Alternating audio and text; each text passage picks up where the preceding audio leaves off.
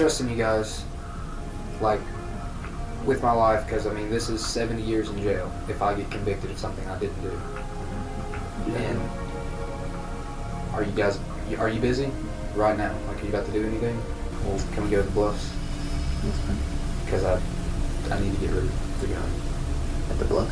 I'm going to throw it into the water. They'll never find it. First and foremost, I would like to sincerely apologize to the Walker family for causing nothing but pain and turmoil to their entire family. My words may carry little to no value to you, but I found it imperative to let you know the truth. That I'm sorry I took Emma away from you. That I robbed you of the experience of being able to watch your daughter grow up. Again, I'm sorry. In today's episode, we'll be discussing the case of Emma Walker, a 16-year-old girl living in Knoxville, Tennessee, an area best known as the Marble City. There's a lot to love about Knoxville, from its lower cost of living to the tight-knit sense of community provided to residents. So, it's no wonder Emma's family decided to call this place home. Emma was a Central High School student who had no trouble making friends. In fact, she had an infectious smile and a warm personality that seemed to resonate well with those around her. Not only could she make friends quite easily from the moment she started school as a freshman, but she'd also made it on the cheerleading squad and loved performing at the big games throughout the football season. Those who knew Emma had nothing but positive things to say about her. She was friendly, funny, popular, and, most importantly, kind to everyone around her. Because she was naturally beautiful both inside and out, people tended to flock to her, and it was normal to see her in a large social circle full of her classmates and peers. It also comes as no surprise that she would capture the attention of a boy who was 2 grades ahead of her, a junior at Central High School. That boy, Riley Gaul, was a wide receiver for the school's football team and happened to notice Emma on the sidelines at a game. Riley Gaul was your typical teenage boy. He enjoyed sports, video games, and spending quality time with friends. Some would even say he was slightly nerdy, not the typical jock that comes to mind when you think of a football player. However, Emma liked his quirkiness, and the two hit it off quickly. Emma's parents liked Riley and thought he was handsome, well-mannered, and just an all-around good guy. It was not uncommon for Riley to hang out with Emma at their house or take her out on dates where they'd grab a bite to eat, go see a movie, and participate in other activities that teenagers tend to enjoy. Emma appeared to be head over heels in puppy love with Riley, posting pictures of the two on their dates to her social media accounts. Things were really good between the two in the beginning, with Emma's friends saying she was genuinely happy. However, the happiness wouldn't last long enough. While Emma was a social butterfly who could keep a conversation going with anyone around her, Riley was the opposite. He was shy and much more reserved. He wouldn't even talk to Emma's friends for the most part, but they initially chalked that up to him being too shy and nervous to speak to them. Unfortunately, that wasn't the case. You see, Riley simply didn't want Emma to hang out with her friends anymore. He wanted her all to himself and began controlling her by telling her what she could and couldn't do and who she could and couldn't hang out with. He quickly became clingy and possessive throughout the next 2 years of their relationship. Throughout the relationship, Emma and Riley would break up and then get back together. It seemed to be no different from most teenage relationships in that regard. However, things got more intense to the point that Emma was losing interest in ever getting back together with Riley. For example, he'd started standing outside the grocery store where she worked, waiting for her to get off without telling her. He also began sending Snapchat messages that said things like, "I hate you and you're dead to me. I'll check your obituary." Naturally, Emma told her parents about these messages, which led them to ban Emma from seeing Riley. They didn't want him at their home, and they surely didn't want their daughter anywhere near him. To keep the two from communicating, Emma's parents took her phone away. Unfortunately, Riley gave her an iPod Touch to use to keep in contact with her, which allowed her to continue receiving his sporadic messages. He'd send nasty, hurtful messages to her and then apologize for them hours later. In the fall of 2016, Riley and Emma were still in that tumultuous on and off relationship, although he'd graduated from Central High School and started college. Around Halloween that year, Emma's parents grounded her, which meant she could only go to school and cheerleading practice. As a result, Emma started to return to being her old self again. She was no longer locked in her room, reading toxic messages from Riley, which made her parents happy. At this point, Emma even told one of her good friends that she was done with Riley for good and ready to move on, which was a relief to her friend too. However, Riley didn't want to accept that the relationship was over. In fact, he'd attempted to unalive himself on more than one occasion. Riley's friends grew concerned for him due to his erratic behavior. He would tell them that he wanted to end his life. At the same time, Emma started receiving unusual text messages from an unknown number. The person texting her was threatening her, telling her to go to her car alone with her keys, and that if she didn't comply with this request, a loved one would be hurt. She was scared enough to tell one of her friends, a classmate named Zach Green, about this situation. Later that day, she received a text from the same number stating they dropped Riley off outside her house. When she went outside with her friend, they saw Riley there with a confused look on his face. He said he didn't know how he got there and that someone dropped him off there, which both Emma and Zach thought was weird. Emma told Riley to leave her alone and then went inside her house. Afterward, Riley called one of his friends and told him that he'd been kidnapped, but his friend didn't believe it. Even so, he encouraged Riley to call the cops, but Riley said no. He didn't want the cops to get involved. The next day, Emma saw a strange person dressed in all black at her door. They even rang the doorbell. Emma texted her friends and told them she was scared and thought she might die. She was scared enough to text Riley, "I hate you, but I need you right now." Riley arrived shortly after to console Emma. Not long after Riley's arrival, Emma's mom came home and told him that he needed to leave. Riley explained that he was trying to help Emma since she was scared, but he did listen and left after that. Once he left, Emma's mom said, "Don't you think it's odd that Riley has been involved in both incidents?" She felt like the person in all black and the whole kidnapping fiasco were simply made-up schemes by Riley, who wanted attention from Emma. That Sunday, just to make sure their daughter was all right, Emma's parents followed behind her on her way to work and back home after work. Everything was fine that night and nothing was out of the ordinary. On Monday, November 21st, 2016, Emma's mom entered her room and attempted to wake her up for school, but she wouldn't get up. She tapped her leg and said her name with no response. She noticed her face looked different, so she checked for a pulse, only to realize Emma didn't have one. From that moment, she immediately called 911 while sobbing to the operator. She let the operator know her daughter was only 16 and didn't have a pulse. "I just tried to wake up my daughter for school, and she has no pulse." You said that she's non-responsive? Yeah.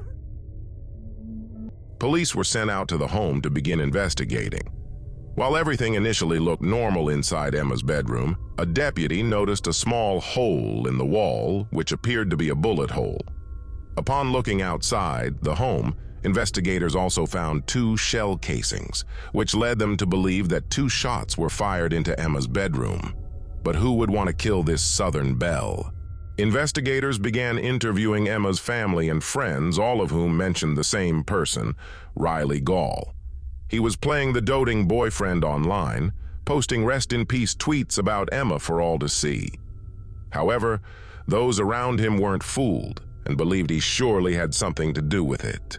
The case turned hot when one of Riley's friends went to the police to inform them that Riley asked how to remove fingerprints from a gun. Investigators proceeded to interview Riley for hours and noticed he lacked compassion or empathy over the situation. He seemed completely emotionless. Once he completed his interrogation, Riley reached out to his friends and asked them not to talk to the police, which instantly put them on high alert. It was traumatizing. I didn't know what to make of it. Went up to my stepdad's house, and I pulled in the driveway, and this van pulled over across in the semicircle, and these two guys were like walking across the street, and I know one of them grabs my back, and the other one's around the corner, and they just like put their hands over my face and just took me to their van or whatever. Why would somebody do that to you? I genuinely have no idea. They did ask me, they were like, who would you want to talk to for the last time? And so I started freaking out, and I said Emma. And they made me call Emma, and I was just crying and screaming. She thought it was a joke. She thought I was playing a prank on her. So she FaceTime called me. She was crying and freaking out, so I said, okay, give me a minute, I'll come down there and check it out. The only thing that I thought of was whoever the person was at her house Saturday morning. That's the first thing I thought. How much I loved her, and that I was sorry that she didn't want what we had anymore. She didn't care about the relationship anymore. She said she cared about me, she loved me, but she didn't care to be with me anymore. I sat in the parking lot just looking at a picture girl. She texted me. Which girl? The one that passed away. Okay. What's her name? Emma. I hope to God I'm not a suspect in her death. Did I say you were? I hope you don't think it, because I wouldn't hurt that girl for, I would hurt myself if I would hurt her, and that's what I've done. Did you shoot into Emma's house? No, sir. So, Riley's friends, Alex McCarty and Noah Walton, worked with the police to set up a trap, wearing wires while meeting up with Riley to discuss the situation. The operation was a huge success, which led to the arrest of Riley for the death of Emma Walker. I want to be so upset, and I can't, because I'm more worried about getting arrested and putting away for murder that I didn't commit. Never in my life would I kill someone that I love that much. Love you, bro. It sucks you gotta deal with all this, man. Listen, you guys, like, with my life, because, I mean, this is 70 years in jail if I get convicted of something I didn't do. Okay, just give him a gun. It just needs to be gone. For whatever reason, it just needs to be gone. You guys don't have to come with me if you don't want to. I mean, I got your back, man. It's in the Tennessee River. They will never find it. They don't know anything, because if they did, I would be in jail right now. Everybody that is friends with her that doesn't like me because of like our past or whatever, they've said she killed herself, like she shot herself because of me, or that I shot her, or that there's a whole other like category of blame where some people that understood the situation said she killed herself because of me and her parents, or she just killed herself because of her parents, but she didn't kill herself. She did. Nobody knows that but me and you two and my grandparents. They haven't released that to anybody. People just make up shit because they want me to be okay. By 2018, Riley went to trial, with his defense attorney arguing that he did fire the gun to try to get Emma's attention, but never meant to hurt her. The attorney claimed he wanted to scare her so that she'd ask him for help again. It only took 5 hours for jurors to deliberate, finding Riley Gaul guilty of first-degree murder, stalking, theft, and reckless endangerment. He was sentenced to life in prison. Now, there is no doubt that you will hear some of the most bizarre, reckless conduct of my client. You will hear it. That's what you will hear throughout the context of this trial. But I submit to you at the conclusion of this case, standing outside in an emotionally charged relationship after you've been successful in having contact with your girlfriend, everyone characterized that with Emma for the last 2 years, committed the offense of reckless endangerment with the hope of coming to her rescue, of being her hero. We'll ask you to find Mr. Gaul guilty of reckless homicide. And I suspect that makes very little sense. Jury reached a verdict Yes, sir, we have. charging the defendant with first-degree murder. Did the jury reach a verdict? Yes, we did. When you were guilty. Intentions were not, and never have been, to cause Emma any physical harm. At times, I was a terrible boyfriend. I caused her emotional and psychological pain during the 2 years that we were together. But I never once even imagined to cause her any physical harm. My intentions that night were never to harm Emma, let alone take her life. I wanted to scare her, to frighten her so bad that she would have no choice but to talk to me again, to confide in me. I would be there to comfort her and to win her back. I loved Emma, and there's not a day that goes by that I don't think about her or what I did. I know that I can't be forgiven, and this will never be forgotten. But now that the truth is out, I pray that it's enough to show that I never meant to take Emma's life. Again, I'm sorry. The life of young Emma Walker was tragically cut short due to a jealous boyfriend who refused to let her go. Thank you all for joining us on this gripping journey through the darkest corners of the human psyche. If you enjoyed this video and want to uncover more spine-chilling tales, be sure to hit that subscribe button and ring the notification bell. You won't want to miss a single episode. Remember, truth is often stranger than fiction, and our mission is to bring you the untold stories that lurk in the shadows. So, make sure you're subscribed to our channel to stay up to date with our latest investigations, in-depth analysis, and shocking revelations. Furthermore, if you have a thirst for more mysteries and unsolved cases, we've curated a playlist of our most compelling episodes just for you.